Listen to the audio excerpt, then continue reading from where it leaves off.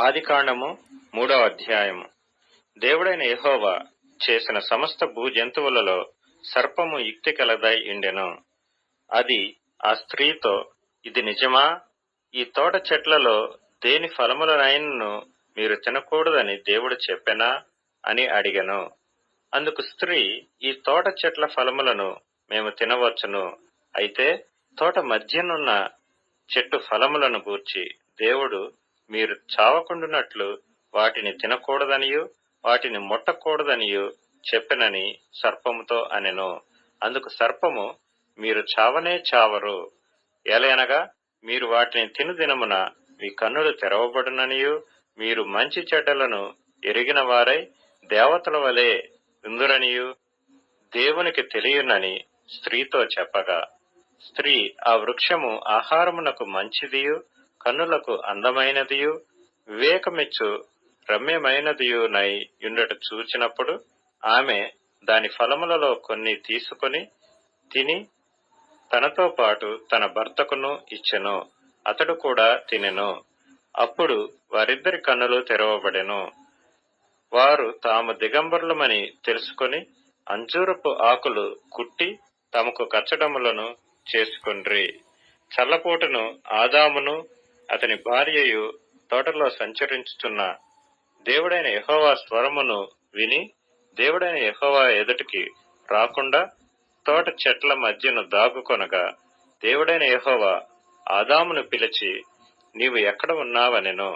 అందుకతడు, నేను తోటలో నీ స్వరము వినినప్పుడు దిగంబరినిగా నుంటిని గనుక భయపడి దాగుకొంటినెను. అందుకాయన, నీవు దిగంబరివని నీకు తెలిపిన వాడెవడు? నీవు తినకూడదని నేను నీకాజ్ఞాపించిన వృక్ష ఫలములు తింటివా అని అడిగెను. అందుకు ఆదాము, నాతో నుండుటకు నీవు నాకిచ్చిన ఈ స్త్రీయే ఆ వృక్ష ఫలములు కొన్ని నాకియ్యగా నేను తింటినెను. అప్పుడు దేవుడైన యెహోవా స్త్రీతో, నీవు చేసినది ఏమిటని అడుగగా, స్త్రీ, సర్పము నన్ను మోసపుచ్చినందున తింటినెను. అందుకు దేవుడైన యెహోవా సర్పముతో, నీవు దీని చేసినందున పశువులన్నిటిలోనూ భూజంతువులన్నిటిలోనూ నీవు శపింపబడిన దానివై నీ కడుపుతో ప్రాకుచు నీవు బ్రతుకు దినములన్నీయు మన్ను తిందువు.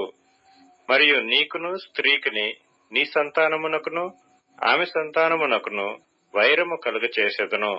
అది నిన్ను తల మీద కొట్టును, నీవు దానిని మడిమ మీద కొట్టుదువని చెప్పెను.